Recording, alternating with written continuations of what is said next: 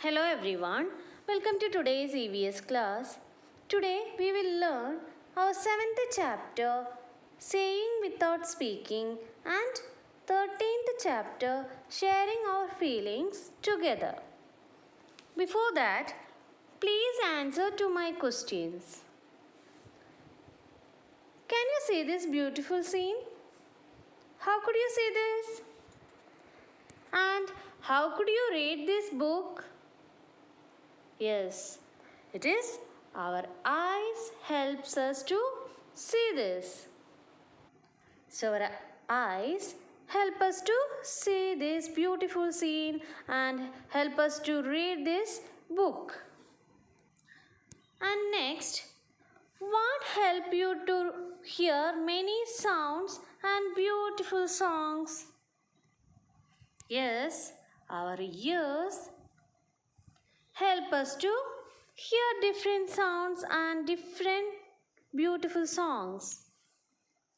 And what helps you to recognize the taste of different food items like this? Yes, what is this?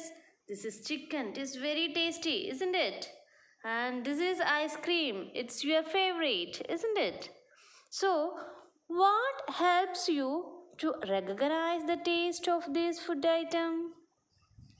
Yes, our tongue helps to recognize the taste of these various food items, isn't it?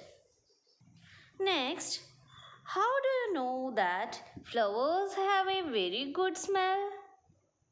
Yes, our nose helps us to know this, isn't it? So, our nose helps us to know various kinds of smells. If it is bad or good, our nose helps us to know about this. And how do you recognize when someone touches you?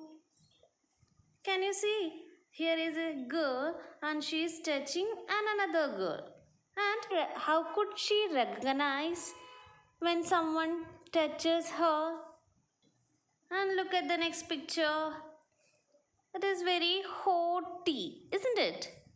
And how do you know the tea is very hot and the ice cream is so cold? Yes, our skin help us to know this, isn't it? So, our skin help us to our skin helps us to feel, isn't it? So, this is our skin. The outer covering of our body is called skin. Can you see? The outer covering of this part is known as skin. So, this skin helps us to feel. So, our sense organs help us to know all these things. Means eyes, ears, nose, tongue and skin helps us to know about what is happening in our surroundings. So, they are called sense organs. So, these are our sense organs. Can you see? Eyes, ears. Here is one ear, but how many ears we have? Yes, 2 ears, isn't it? Hand, not hand, skin. Okay, the outer covering of our body is known as skin. And tongue and nose. These are our sense organs. So these help us to know what is happening in our surroundings. So they are called sense organs. Have you ever thought about what happens if there is a problem with any of these organs? If there is any problems to these organs, what will happen? Yes, our sense organs help us to know about what is happening in our surroundings, isn't it? So, if there is a problem to any of these organs, many things around us will not be known to us, isn't it? And there are lots of people who are suffering sensory impairments.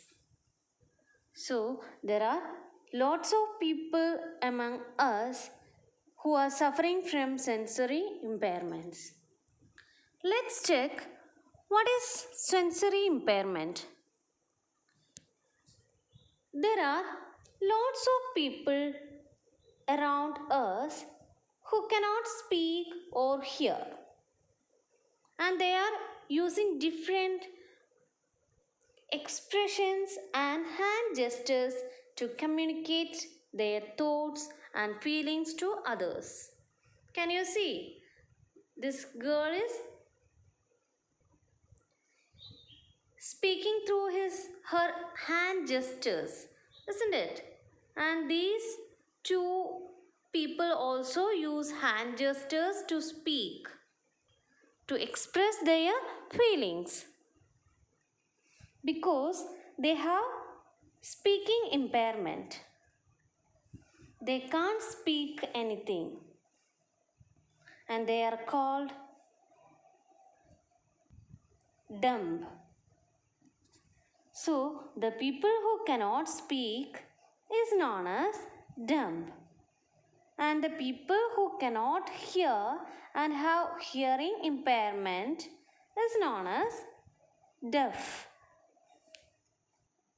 And those person who cannot hear understand what the other person are saying by studying their lip movements.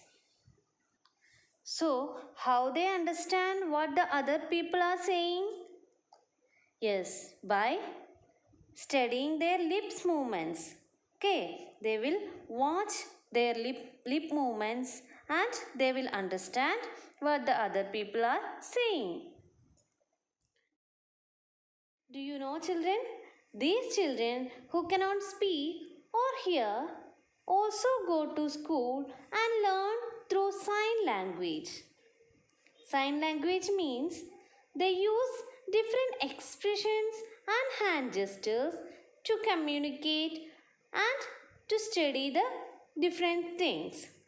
So these people use different hand gestures and expressions to learn the things and to express their feelings.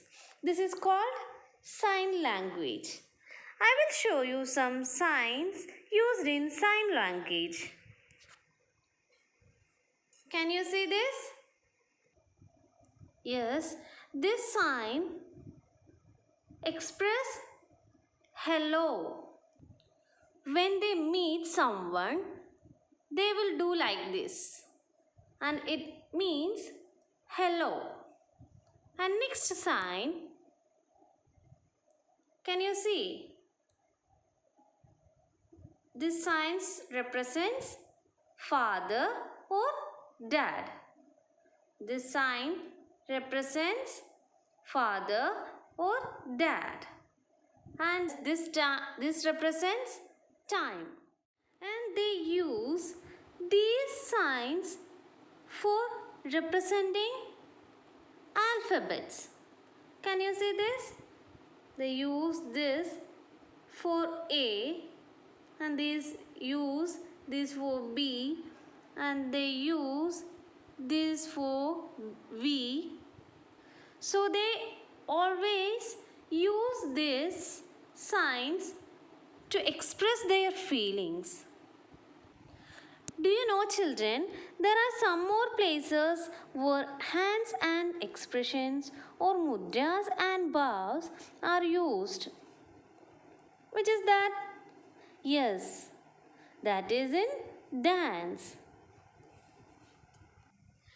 If you ever seen classical dances like Kathak, Bharatanatyam or Kathakali, then you would have noticed that the dancers used a variety of mudras to narrate different stories.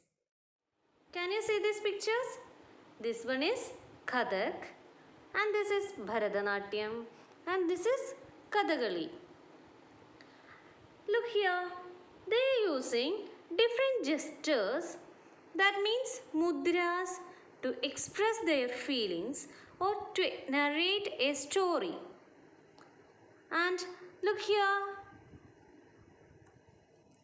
they're also using expressions to narrate the story. Now, observe the pictures of some mudras and bhavs. These are some mudras used in dance, and these are some bhavs used in Kathakali. So, mudras and expressions helps a lot to communicate our feelings.